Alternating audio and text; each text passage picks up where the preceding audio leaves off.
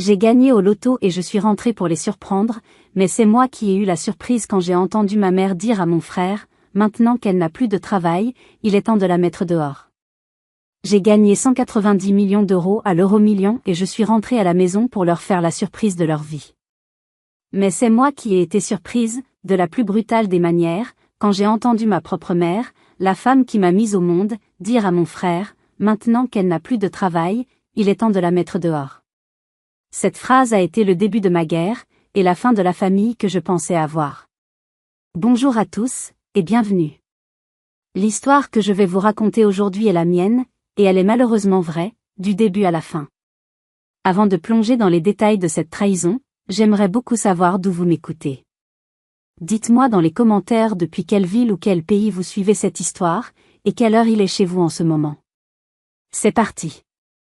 Le soleil de fin d'après-midi filtrait à travers le pare-brise de ma vieille Renault, jetant une lueur dorée sur le petit bout de papier qui reposait sur le siège passager. Ce n'était pas un simple papier. C'était un ticket d'euro-million. Un ticket gagnant. 190 millions d'euros.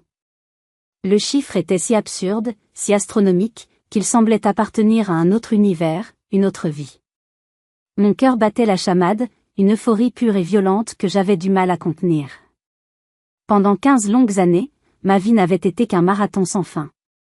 15 ans d'études d'ingénieur, de nuits blanches passées sur des projets complexes, de pression constante dans un monde d'hommes où je devais toujours prouver ma valeur. Chaque sacrifice, chaque heure supplémentaire, chaque promotion obtenue à la sueur de mon front, c'était pour eux. Pour ma famille. Pour leur offrir une vie meilleure, une sécurité qu'ils n'avaient jamais eue. Et maintenant, enfin, j'étais libre. Libre de cette pression, libre de cette obligation que je m'étais moi-même imposée.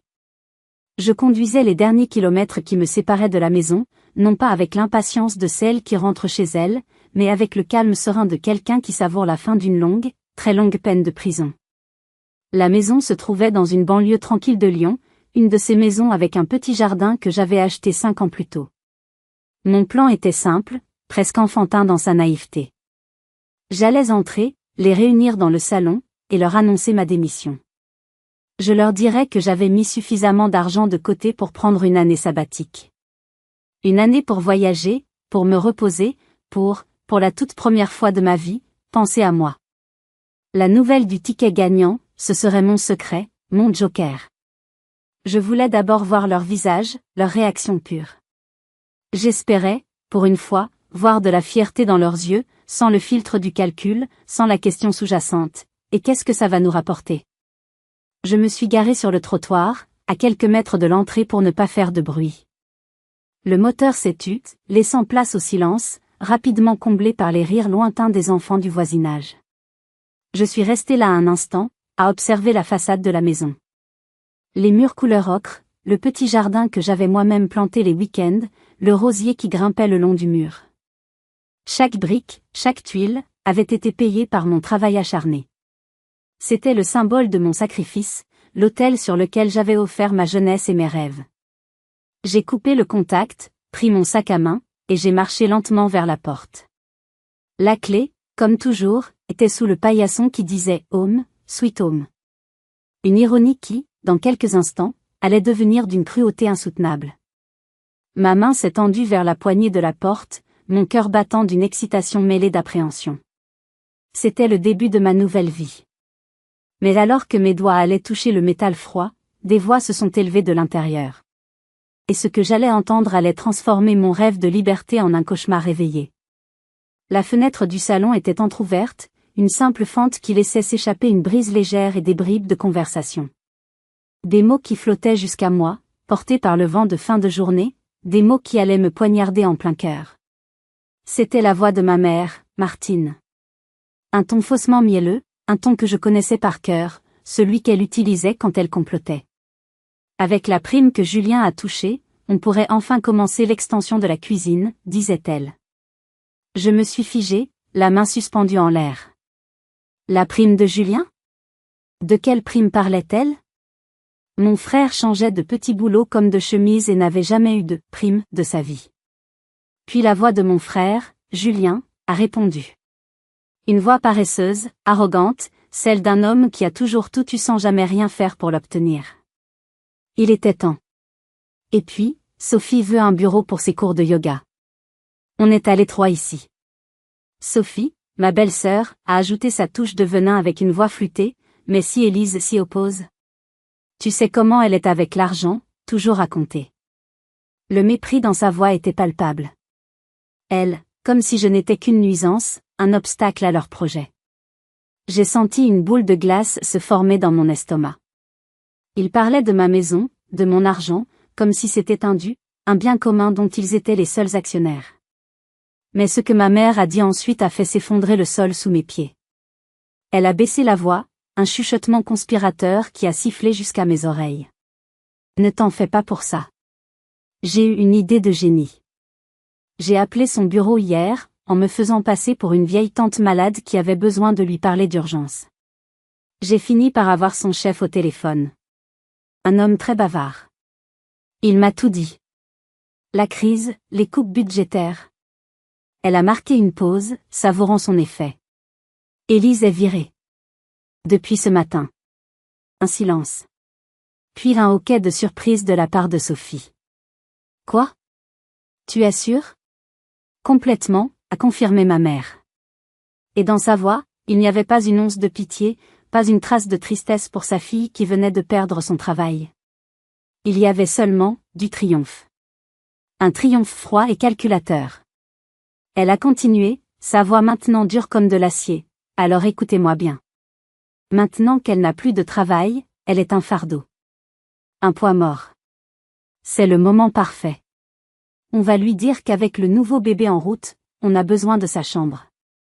On va jouer la carte de la famille, lui dire que c'est pour le bien de tous. Cette maison, au final, est pour la famille qui compte vraiment. La famille qui porte notre nom. L'air a quitté mes poumons. J'ai dû m'appuyer contre le mur de la maison pour ne pas tomber. Le ticket de 190 millions d'euros dans ma voiture, le discours sur la liberté que j'avais répété dans ma tête, tout s'est évaporé. Le monde s'est rétréci à ce couloir, à cette porte, et à la vérité brutale que je venais d'entendre. Je n'étais pas leur fille. Je n'étais pas leur sœur. J'étais une inversion. Un investissement. Et quand l'investissement avait cessé d'être rentable, il était temps de le liquider. Sans pitié. La surprise que je voulais leur faire s'était transformée en la révélation la plus douloureuse de ma vie. Je n'étais rien pour eux. Moins que rien. Un simple fardeau. L'écho de ces mots m'a rendu sourde au monde extérieur. Et ce que je ne savais pas encore, c'est que ce complot n'était que la partie émergée de l'iceberg. Ce n'était que la première porte de mon musée personnel des horreurs, une galerie de trahison qui avait commencé bien des années auparavant. Le choc m'a cloué sur place, le cœur en miettes. Ma tête tournait, et pour ne pas m'évanouir, mon esprit a fui le présent. Il s'est réfugié dans le passé, ouvrant la première porte de cette galerie de souvenirs douloureux. Et je me suis revue, à 18 ans. À l'époque, le monde sentait le white spirit, la peinture à l'huile fraîche et les possibilités infinies d'une toile blanche. Ma chambre n'était pas un simple dortoir, c'était mon sanctuaire. Les murs étaient couverts de croquis au fusain, d'études de main, de visages, de la façon dont la lumière tombait sur un vase de fleurs fanées. La peinture n'était pas un passe-temps pour moi. C'était le langage dans lequel mon âme s'exprimait avec une fluidité totale. Mon professeur d'art au lycée, Monsieur Duval, un homme aux yeux fatigués mais au cœur immense, m'avait prise sous son aile. Élise, m'avait-il dit un jour en regardant un portrait que j'avais fait de mon père, tu ne peins pas ce que tu vois, tu peins ce que tu ressens. C'est un don rare. Avec son aide, j'avais préparé un portfolio. Je l'avais envoyé aux Beaux-Arts de Paris, avec plus d'espoir que de confiance. La lettre d'acceptation est arrivée dans une enveloppe épaisse et solennelle. Je l'ai ouverte avec des mains tremblantes. Les mots, admise avec bourse de 70%, ont sauté de la page et ont dansé devant mes yeux. J'ai crié, j'ai pleuré de joie, et j'ai couru dans le salon pour montrer la lettre à ma mère. Martine était assise dans son fauteuil préféré, en train de tricoter. Elle a levé les yeux de ses aiguilles, son expression aussi impénétrable que d'habitude. Je lui ai tendu la lettre, ma main vibrant d'émotion. Elle l'a prise, l'a lue en diagonale, et son visage s'est durci. Pas un sourire. Pas une félicitation. Juste un silence lourd, désapprobateur. C'est quoi, ça, a-t-elle demandé, comme si je lui montrais une publicité sans intérêt. J'ai été acceptée, maman. Aux Beaux-Arts, ai-je exclamé, ma voix encore pleine d'une joie qui commençait déjà à vaciller. Elle a plié la lettre avec une précision méthodique et l'a posée sur la petite table à côté d'elle. Puis, elle m'a regardée. Ce regard, c'était le même que celui qu'elle me lançait quand je cassais une assiette ou que je ramenais une mauvaise note. Un mélange de déception et d'agacement. Les Beaux-Arts, a-t-elle répété, savourant le mot comme s'il avait un goût amer. Et tu vas vivre de quoi, Élise? En vendant des croûtes sur les ponts de Paris? En peignant des clowns dans les fêtes d'anniversaire? Mais maman, c'est mon rêve. Ai-je balbutié, sentant un nœud se former dans ma gorge. Les rêves ne paient pas les factures, a-t-elle tranché. Ton frère Julien doit aller dans une grande école de commerce. C'est lui l'homme de la maison, l'avenir de cette famille. Ton devoir est de l'aider. Ton devoir est d'étudier quelque chose qui rapporte de l'argent. Quelque chose de pratique. Ingénieur. Comptable. Quelque chose qui sert. Ce soir-là, alors que j'étais à une soirée de fin d'année du lycée, elle est entrée dans ma chambre. Elle n'a pas crié, elle n'a pas argumenté. Elle a simplement agi.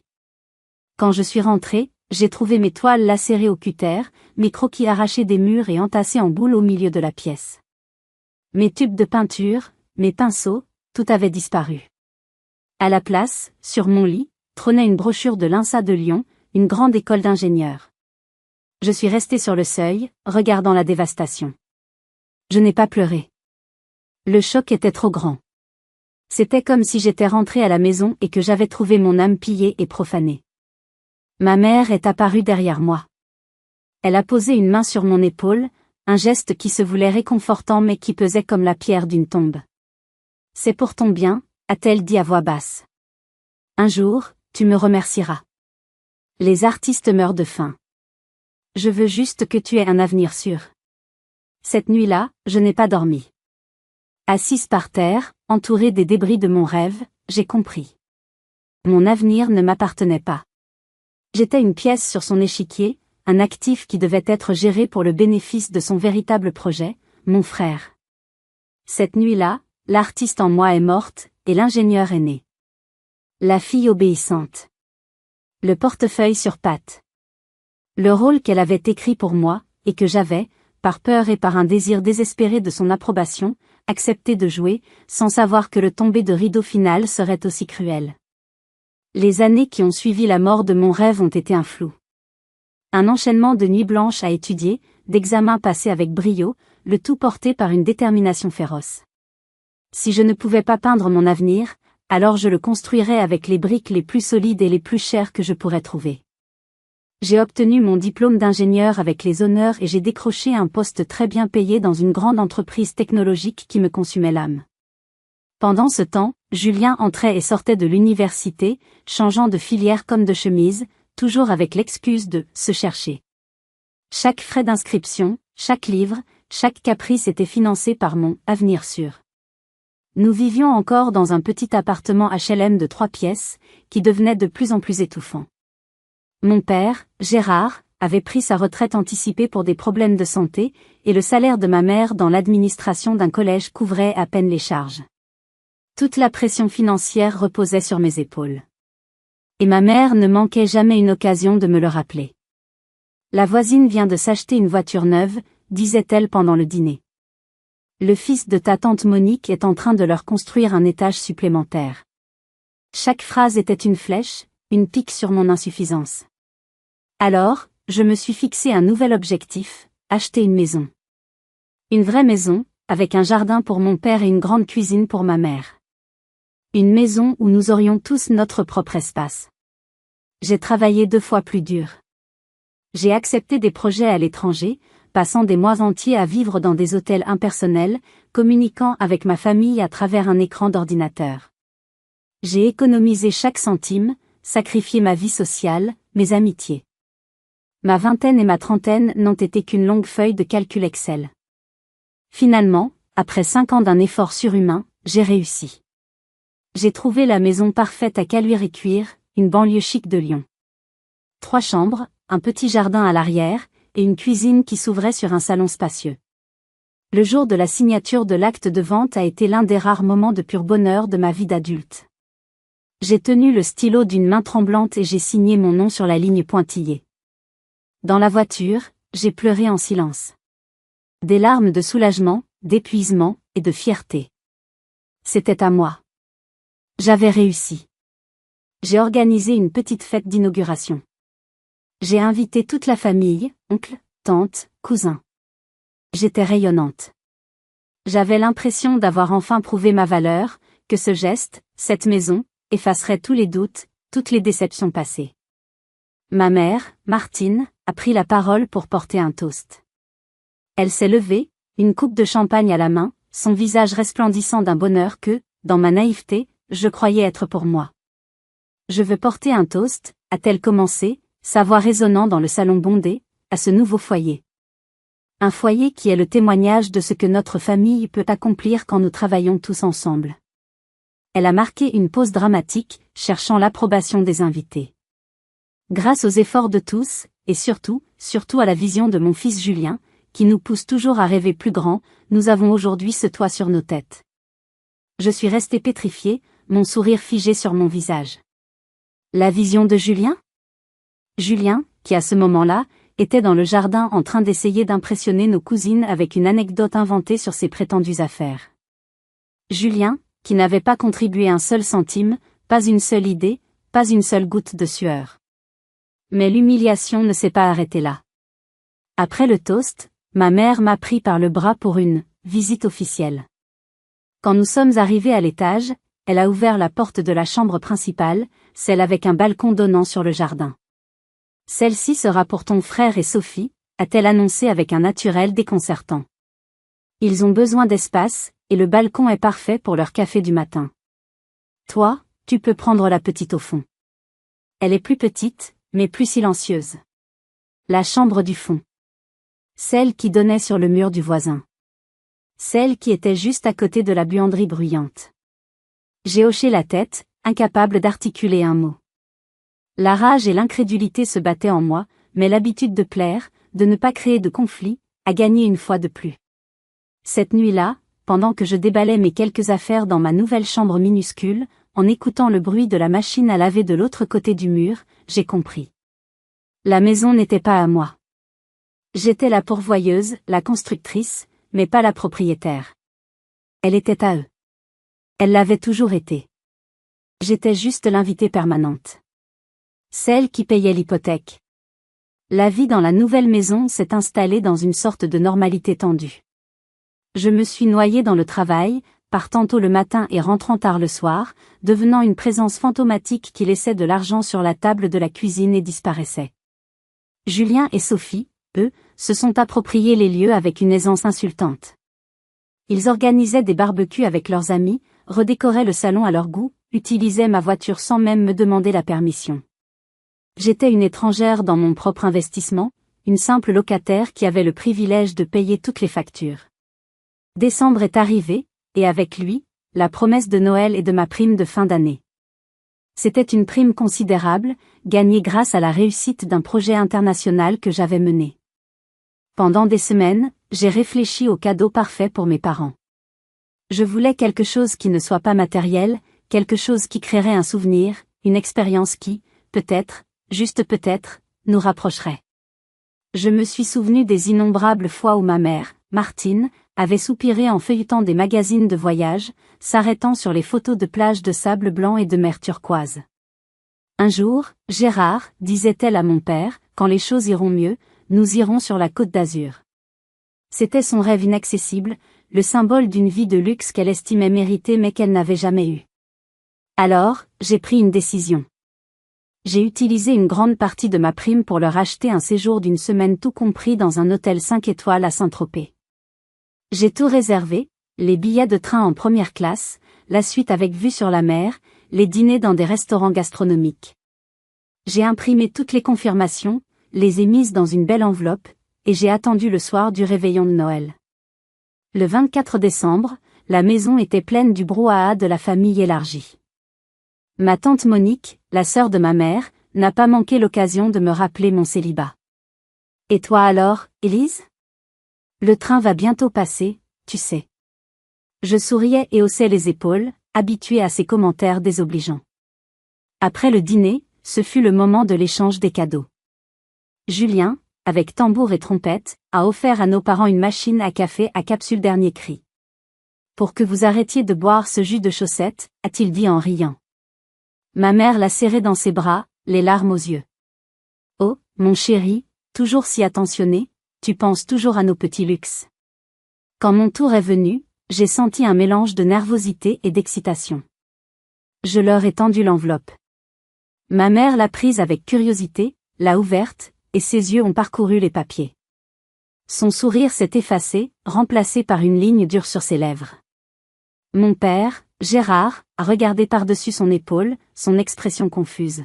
« Qu'est-ce que c'est » a demandé Martine, sa voix plate.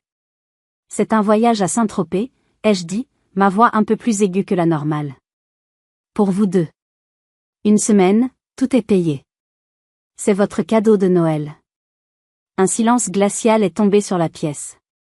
Les cousins ont arrêté de parler. Ma tante Monique nous regardait avec des yeux plissés. Martine a replié les papiers, les a remis dans l'enveloppe et l'a posée sur le côté de la table, comme si c'était une facture sans importance. « C'est un beau geste, ma fille », a-t-elle finalement dit, sans même me regarder. Elle s'est tournée vers Julien. « Mais c'est complètement irréfléchi et peu pratique. Qui va s'occuper de la maison? Et des chiens? Et puis, ton frère a besoin de cet argent. Il veut acheter une nouvelle machine pour son atelier. C'est un caprice égoïste, Élise. Un gaspillage. » C'était comme si elle m'avait giflé en public. Les mots « caprice égoïste » résonnaient dans mes oreilles. J'ai cherché le soutien de mon père, mais il a détourné le regard, soudainement très intéressé par les motifs du tapis. Julien, lui, souriait d'un air suffisant. La fête a continué, mais pour moi, elle était terminée. Les billets sont restés sur la table toute la nuit, un monument à ma dernière tentative ratée d'acheter leur affection. Quelques semaines plus tard, j'ai retrouvé l'enveloppe dans un tiroir de la cuisine, sous un tas de vieux manuels d'électroménager. Les billets avaient expiré. Chers amis qui m'écoutez, c'est à ce moment-là que j'ai vraiment commencé à comprendre que quelque chose était profondément brisé. Dites-moi dans les commentaires, si vous aviez été à ma place, qu'auriez-vous fait après une telle humiliation? Auriez-vous continué à essayer, ou auriez-vous abandonné? Debout, devant ma propre maison, le poids de tous ces souvenirs m'écrasait. Le rêve brisé, la maison usurpée, le Noël invisible. Chaque humiliation, chaque sacrifice ignoré tourbillonnait dans mon esprit, formant une tornade de douleur et de rage. Mais sous tout cela, quelque chose de nouveau commençait à se cristalliser. Une résolution. Froide et dure comme le diamant. J'ai pris une profonde inspiration, forçant l'air à entrer dans mes poumons contractés. J'ai essuyé une larme solitaire qui s'était échappée sans ma permission et j'ai recomposé mon visage. S'ils voulaient un spectacle, ils allaient en avoir un. Mais ce serait selon mes termes. J'ai tourné la poignée et je suis entrée. L'odeur de ragoût et de l'eau de Cologne bon marché de Julien emplissait l'air. Ils étaient tous les trois dans le salon, exactement comme je les avais entendus, faisant semblant de regarder la télévision. Leurs regards se sont tournés vers moi à l'unisson. J'ai vu une lueur de nervosité dans les yeux de ma mère avant qu'elle ne la dissimule sous un masque d'indifférence. « Tiens, te voilà enfin », a dit Julien sans enlever ses pieds de la table basse. « On t'a viré pour être arrivé en retard ?» J'ai ignoré son commentaire. J'ai marché jusqu'au centre du salon, m'assurant d'avoir leur attention. J'ai laissé tomber mon sac à main par terre avec un bruit sourd. Je me suis frotté les yeux, un geste que j'avais répété 1000 fois dans ma tête au cours des 5 dernières minutes. Je dois vous dire quelque chose, ai-je commencé, ma voix délibérément tremblante et chargée d'une fausse vulnérabilité. Ma mère, Martine, a éteint la télévision avec la télécommande. Son visage était une étude de fausse préoccupation. « Qu'est-ce qui se passe, ma chérie ? Tu as l'air toute pâle. » L'entreprise, il y a eu des coupes budgétaires, ai-je dit, laissant ma voix se briser à la fin. Mon projet a été annulé.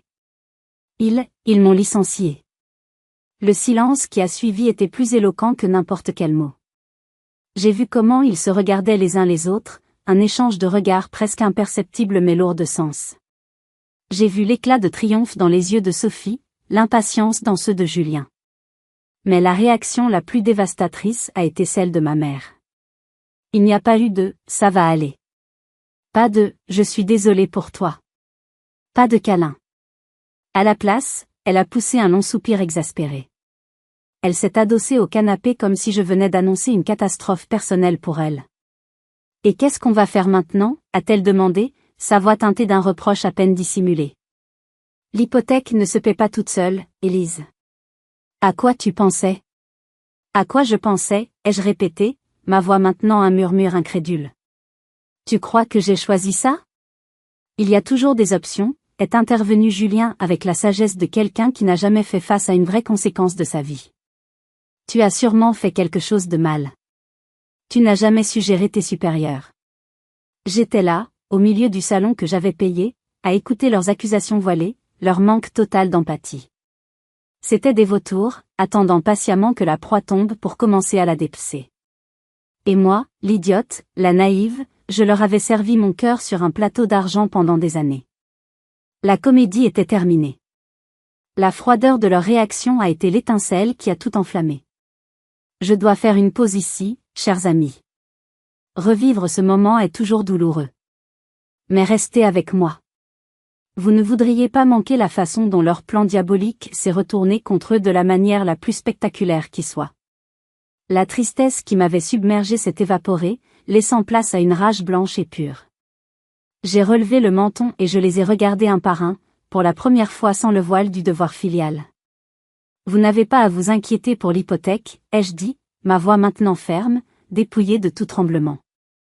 Je m'en occuperai, comme toujours. Julien a éclaté de rire. Avec quel argent ? Tu vas vendre des Tupperware ? C'est Sophie qui a lancé l'attaque suivante, avec sa voix mielleuse et venimeuse. Écoute, Élise, on comprend que tu sois bouleversée, mais tu dois penser à la famille. Julien et moi, eh bien, nous attendons un autre bébé. Elle a feint une surprise qui ne trompait personne.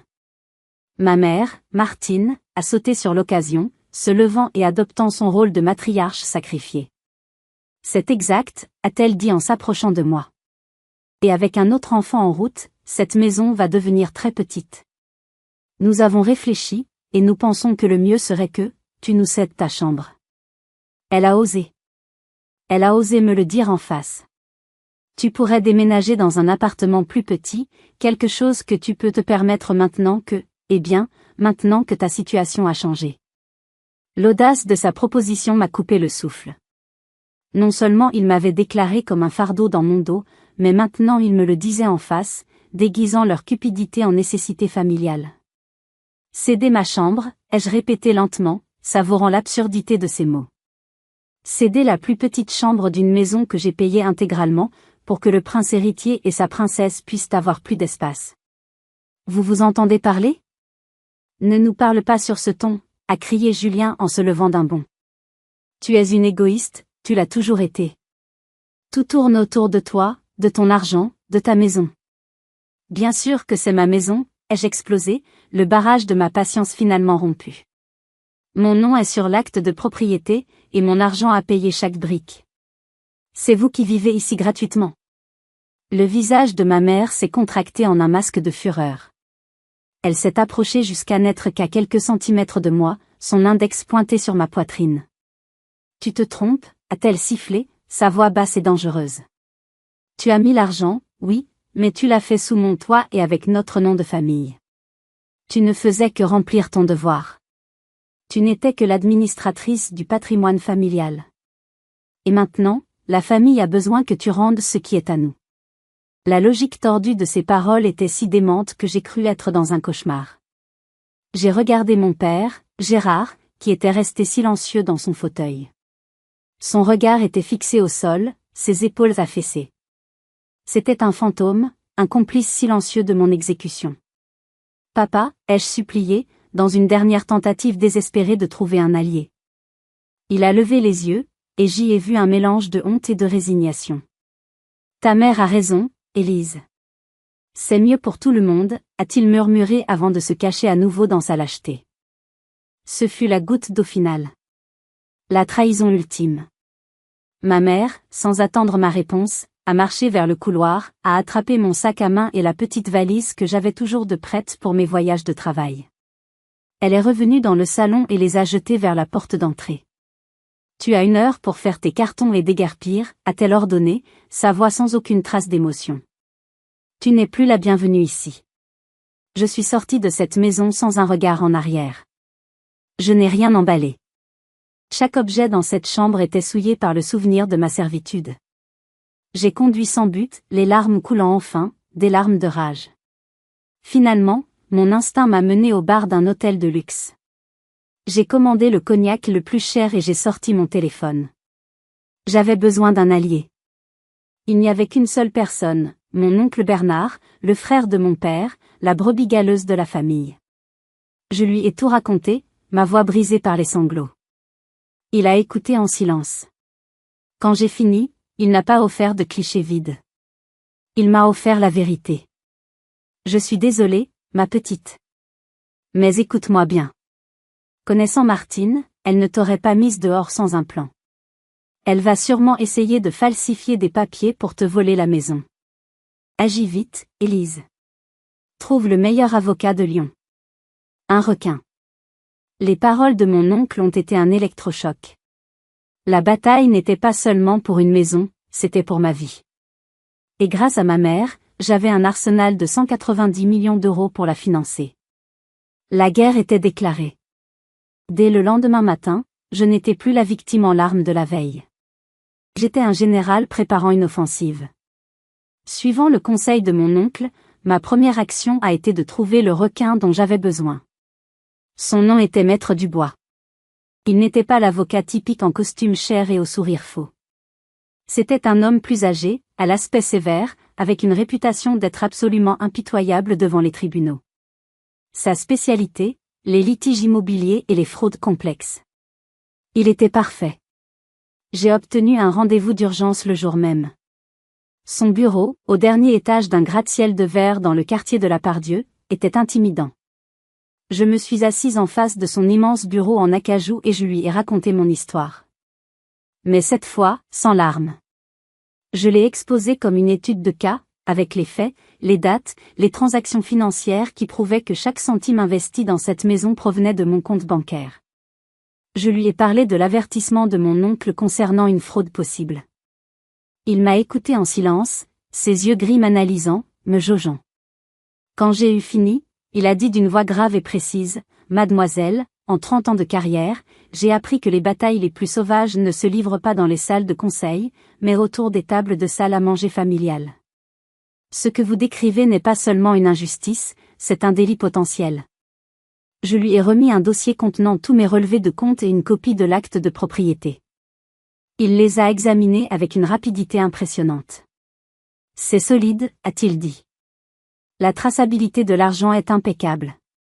Démontrer que vous avez payé la maison sera simple. Cependant, l'avertissement de votre oncle est prudent. Laissez mon équipe enquêter sur le statut actuel de votre propriété au cadastre. » Je lui ai donné carte blanche et un chèque d'acompte qui a fait légèrement hausser ses sourcils. Pendant que son équipe travaillait, j'ai fait quelque chose que je n'aurais pas dû faire. J'ai regardé les réseaux sociaux. Julien et Sophie ne se cachaient pas. Ils postaient des photos d'eux, rayonnants, dans le salon, dans le jardin, trinquant avec du champagne. Une photo m'a particulièrement frappée, Sophie, posant dans ce qui était ma chambre, maintenant repeinte en bleu layette, avec la légende « Enfin de la place pour notre petit prince ». La vie de château # nouveau départ. C'était une provocation, une humiliation publique. Il se délectait de ma chute. La rage que j'ai ressentie à ce moment-là était si froide, si intense, qu'elle a balayé toute trace de doute ou de pitié. L'appel de Maître Dubois est arrivé 2 jours plus tard. « Nous avons des nouvelles », a-t-il dit sans préambule. « Et elles ne sont pas bonnes. » Mon cœur s'est arrêté. Mon enquêteur a trouvé quelque chose. Une demande de transfert de propriété est en cours. Elle a été déposée il y a 2 jours, juste après votre expulsion. Quoi ? Ai-je murmuré, sentant le sol se dérober à nouveau. Il semble que votre mère et votre frère n'aient pas perdu de temps. Ils ont présenté une procuration notariée, prétendument signée par vous il y a 1 an, qui donne à votre mère les pleins pouvoirs pour gérer et disposer de vos biens. Le notaire qui l'a certifié, disons, qu'il a une réputation assez flexible. Mon oncle avait raison. Ma propre mère. Ce n'était pas une simple dispute. C'était un vol planifié, exécuté de sang-froid. Mais Maître Dubois n'avait pas fini. Il y a pire. Il semble que votre frère ait utilisé cette procuration, et une promesse de transfert de propriété, pour obtenir un prêt commercial important auprès d'une société financière privée, en utilisant votre maison comme garantie implicite. S'il fait défaut, il pourrait essayer de saisir la maison. Votre maison. Non seulement ils voulaient me jeter à la rue, mais ils avaient aussi mis ma maison en péril à mon insu. La colère en moi est devenue glaciale. Ils voulaient jouer salement? Parfait. J'allais leur montrer ce qu'est un vrai plan de bataille. Le plan de vengeance qui germait dans mon esprit a cessé d'être un fantasme. C'est devenu un projet. Et moi, l'ingénieur, l'experte en gestion de projet, j'allais l'exécuter à la perfection. La semaine qui a suivi a été une période d'activité intense et silencieuse. J'ai agi avec la précision d'un général préparant une offensive décisive. Suivant les instructions strictes de Maître Dubois, j'ai maintenu un silence radio absolu. Je n'ai pas répondu aux appels de ma tante Monique, que ma mère avait sans doute envoyés comme émissaires pour tâter le terrain. Je les ai laissés croire que j'étais seule, vaincue, pleurant dans un coin sombre, probablement dans un petit studio minable quelque part. Pendant ce temps, l'équipe de Maître Dubois travaillait à plein régime. Ils ont obtenu une déclaration sous serment d'un expert graphologue qui a confirmé que ma signature sur la procuration était une falsification grossière. Ils ont enquêté sur le notaire, flexible, découvrant un historique de transactions suspectes qui le rendait extrêmement vulnérable. Chaque jour, notre dossier devenait plus solide, une forteresse de preuves inexpugnables. Finalement, le moment est venu de lancer l'appât. Maître Dubois, en mon nom, a envoyé une communication officielle à la maison. Ce n'était pas une mise en demeure, ni une menace. C'était une invitation. Une lettre imprimée sur le papier le plus fin, avec l'entête de son prestigieux cabinet, invitant Martine, Gérard et Julien à un dîner. Mais pas n'importe où. À Le Ciel de Lyon, le restaurant le plus exclusif et le plus cher de la ville, situé au sommet de la Tour Pardieu, avec une vue panoramique à couper le souffle.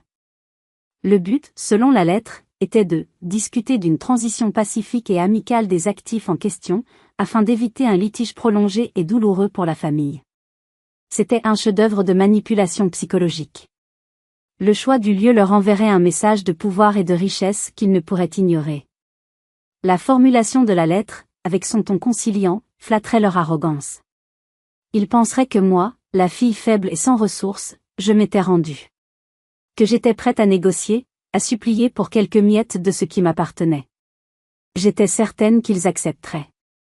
L'occasion de m'humilier une dernière fois, tout en profitant d'un dîner gratuit dans un endroit auquel ils ne pourraient jamais aspirer, était trop tentante pour eux. Et ce fut le cas.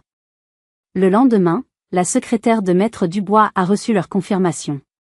Ils seraient présents. Le soir du dîner, je me suis préparée comme si j'allais à mon propre couronnement. J'ai choisi une robe en soie noire, simple mais d'une coupe impeccable qui criait l'élégance discrète. Des bijoux minimalistes en platine. Un maquillage subtil qui accentuait la dureté de mon regard. Quand je me suis regardée dans le miroir, je n'ai pas vu l'ingénieur épuisé ni la fille rejetée. J'ai vu une femme qui avait renaît de ses cendres, forgée dans le feu de la trahison. Je suis arrivée au restaurant et on m'a conduite à un salon privé, avec une paroi de verre offrant une vue éblouissante sur la ville illuminée. La table était dressée pour 5. Je me suis assise en bout de table, le dos tourné à la vue, pour pouvoir me concentrer sur leur visage quand ils arriveraient. Ils sont arrivés avec 20 minutes de retard. Un dernier acte de pouvoir mesquin. Ils sont entrés dans le salon avec une attitude qui était un mélange de défi et de suffisance. Ma mère, Martine, portait une robe trop voyante, essayant de rivaliser avec le luxe de l'environnement. Julien marchait le torse bombé comme un coq de combat. Sophie le suivait avec un sourire malicieux. Mon père, Gérard fermait la marche, traînant les pieds, son regard perdu quelque part sur le sol. Élise, a dit ma mère, sa voix dégoulinant d'une fausse douceur. C'est bien que tu aies retrouvé la raison. Nous savions que tu finirais par comprendre que c'est ce qu'il y a de mieux pour tout le monde. Je ne me suis pas levée. Je leur ai indiqué les chaises d'un geste de la main. Asseyez-vous. Nous avons beaucoup de choses à nous dire. Leurs rires arrogants résonnaient dans le salon privé. Ils savouraient leur victoire. Mais le plat principal n'avait pas encore été servi. Et ce n'était pas de la nourriture. Ils se sont assis, visiblement satisfaits de ma soumission apparente. Julien a pris la carte des vins avec un air de connaisseur, même si je savais qu'il ne pouvait pas faire la différence entre un merlot et un jus de raisin. Ils ont commandé les plats les plus chers du menu, les fruits de mer, le filet de bœuf, sans même me jeter un regard. La conversation a été un monologue sur leurs plans futurs. La nouvelle décoration pour leur maison, la BMW que Julien prévoyait d'acheter, les vacances que Sophie voulait prendre aux Maldives. Je suis restée silencieuse, mangeant peu, les observant. Je les ai laissés se délecter de leur victoire imaginaire. Je les ai laissés se noyer dans leur propre arrogance. Je tendais le piège, resserrant le ressort, et eux, aveugles et gloutons, marchaient droit dedans. L'embuscade était sur le point de commencer. Juste au moment où le serveur servait les plats principaux, la porte du salon privé s'est ouverte doucement. Maître Dubois est entré. Sa présence a immédiatement rempli la pièce d'une gravité instantanée. Il portait une mallette en cuir et son visage était la personnification du sérieux professionnel. Ma famille s'est tue, les fourchettes suspendues à mi-chemin. L'expression de suffisance de ma mère s'est transformée en une expression de méfiance. Julien a froncé les sourcils, confus. Bonsoir, a dit Maître Dubois, sa voix résonnant dans le silence. Je suis désolé d'interrompre votre dîner. Je suis Maître Dubois, le représentant légal de Mademoiselle Élise. Il s'est approché de la table et, sans demander la permission, a pris la chaise vide à côté de moi. Il a ouvert sa mallette et en a sorti un dossier épais qu'il a déposé sur la table avec un bruit sec et définitif. Représentant légal, s'est moqué Julien. Pourquoi as-tu besoin d'un avocat, Élise? Pour t'aider à faire tes cartons?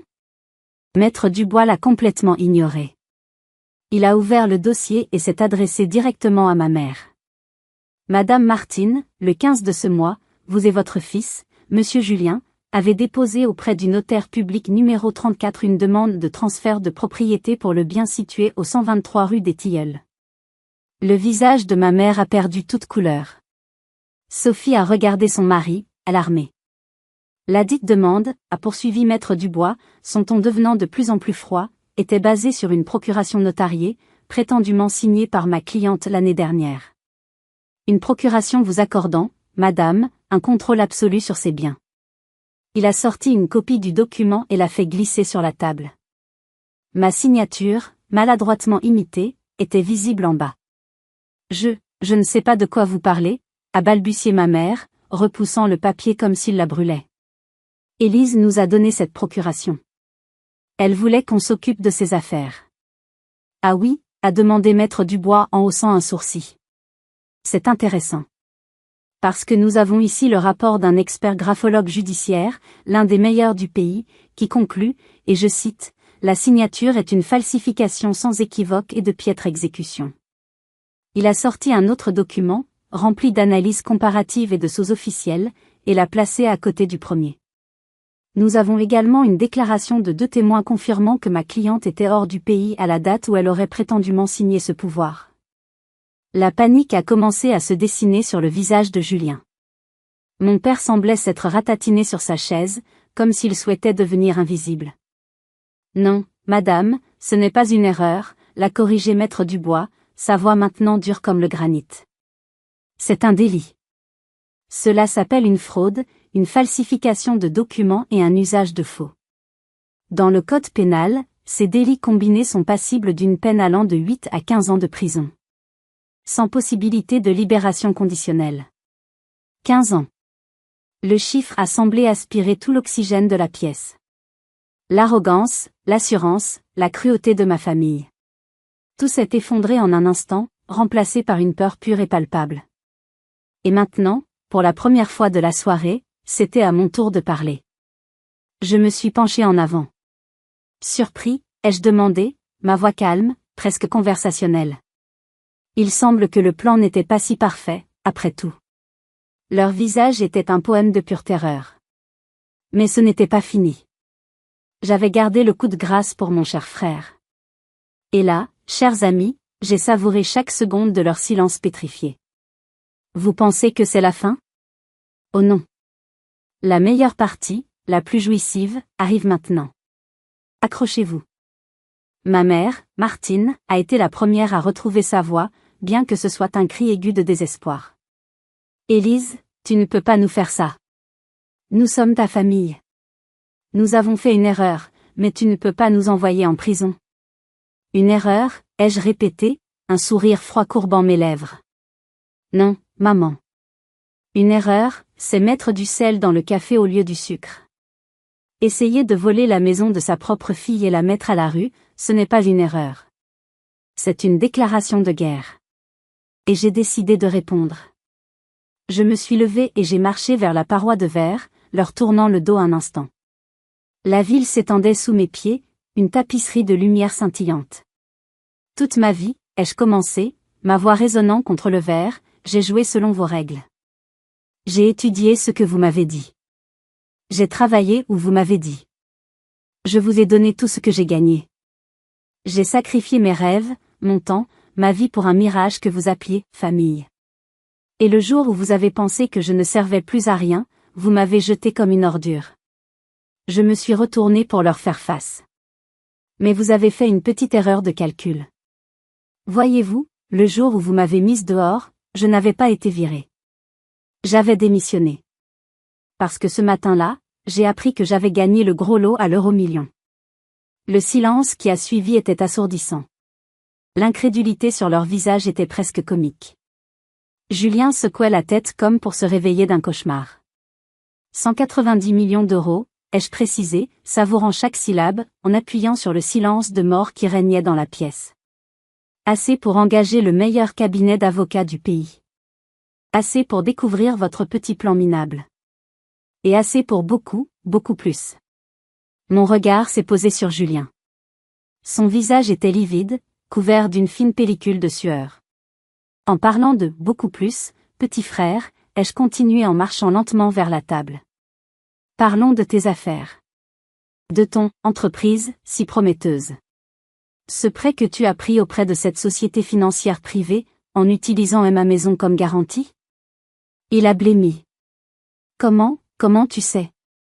Avec 190 millions, on peut savoir absolument tout. On peut acheter des informations, des gens, des entreprises. Par exemple, il se trouve que cette société financière avait besoin de liquidités. Elle était au bord de la faillite. Alors, je leur ai fait une offre qu'ils ne pouvaient pas refuser. J'ai racheté l'intégralité de ta dette. Chaque centime, avec les intérêts. Je me suis penché jusqu'à ce que ma bouche soit près de son oreille. Sa respiration était saccadée. À partir de demain matin, 9 heures précises, Julien, ai-je murmuré, tu ne travailles plus pour toi. Tu travailles pour moi. Tu me rembourseras jusqu'au dernier centime, même si ça doit te prendre le reste de ta vie. Bienvenue dans ma réalité. L'échec et mat avaient été déclarés. Julien haletait, son visage un masque de terreur absolue. Ma mère me regardait avec un mélange de haine et de peur que je n'avais jamais vu auparavant. J'avais détruit leur monde en quelques phrases. Le chaos a suivi. Ma mère est passée des insultes aux larmes de crocodile. Julien s'est effondré sur sa chaise, balbutiant qu'il était ruiné. Mon père a finalement trouvé le courage de murmurer, « Élise, il faut trouver une solution. Nous sommes une famille. » Ce mot n'a plus aucune signification pour moi dans cette pièce, lui ai-je répondu, le regardant droit dans les yeux. Tu as choisi d'être un lâche. Ton silence te rend aussi coupable qu'eux. Maître Dubois a alors présenté l'offre finale, il signait une annulation complète de la fraude, un accord de confidentialité et une ordonnance restrictive leur interdisant de me contacter à vie. Ils avaient 48 heures pour vider la maison. En échange, je ne porterai pas plainte au pénal. C'était ça, ou le tribunal. Un par un, Vaincus et humiliés, ils ont pris le stylo et ont signé leur reddition. Ce soir-là, en quittant ce restaurant, je n'étais plus la victime. J'étais libre. Mais la vraie question était, que faire de cette liberté? La vengeance m'avait libérée, mais pouvait-elle guérir mon âme? Les mois qui ont suivi ont été un tourbillon d'activités juridiques et de reconstruction émotionnelle. Fidèle à leurs paroles, ou plutôt, à leur peur des conséquences, mon ancienne famille a vidé la maison dans les 48 heures. Je n'étais pas là pour le voir. Maître Dubois s'est occupé de tout. Il m'a envoyé une courte vidéo, la maison, vide, silencieuse, dépouillée de leur présence toxique. J'ai ressenti un soulagement si profond qu'il en était presque douloureux. J'ai immédiatement mis la maison en vente. Je n'y ai jamais remis les pieds. Elle était imprégnée de trop de fantômes, de trop de mauvais souvenirs. Elle s'est vendue rapidement, et l'argent a été ajouté à ma fortune croissante. Mais il ne s'agissait plus d'argent. Il s'agissait d'effacer le passé, de tourner la page. Julien, sous la supervision stricte de mes comptables, a commencé à me rembourser sa dette.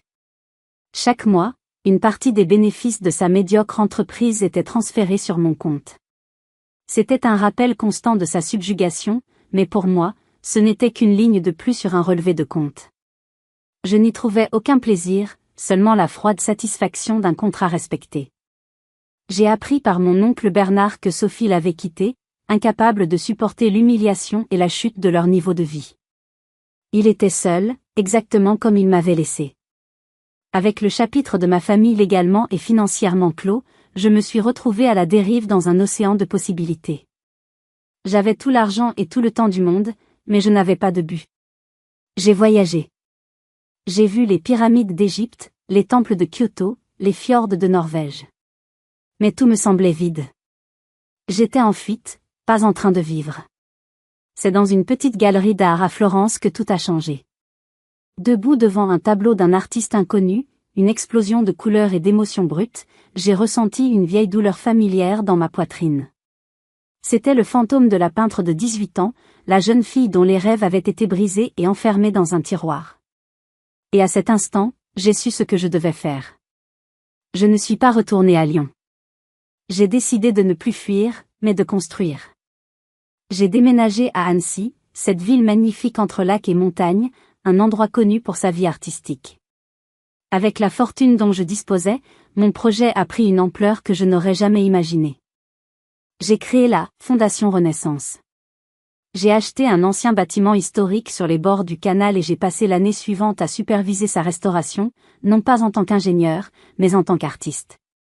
Chaque décision, de la couleur des murs au type de parquet, a été prise avec le cœur. La fondation n'était pas juste une galerie. C'était un centre d'art complet. Nous offrions des bourses d'études complètes, des ateliers et des studios gratuits, et des programmes de résidence internationale pour les jeunes artistes talentueux mais sans ressources. Des jeunes comme moi, à l'époque. Le soir de l'inauguration, en marchant parmi les invités, en voyant les gens admirer les œuvres, en écoutant les jeunes artistes expliquer leurs créations avec des yeux brillants d'espoir, j'ai ressenti une paix qu'aucun chèque de 190 millions d'euros n'aurait jamais pu m'acheter. J'avais transformé ma douleur en une opportunité pour les autres, mon traumatisme en un héritage.